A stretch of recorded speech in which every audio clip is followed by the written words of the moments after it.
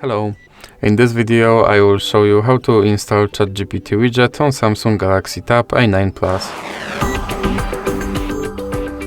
So you have to start with opening your Google Play Store and then click on search bar and type in Wally AI and click search, and now click install. Now you can click open. And now click this button to skip introduction, and now click open permissions and click here on AI assistant to allow this app to display over other apps, and then you can click start, and as you can see here there is your Chat GPT widget, and you can open him and tell him to do something.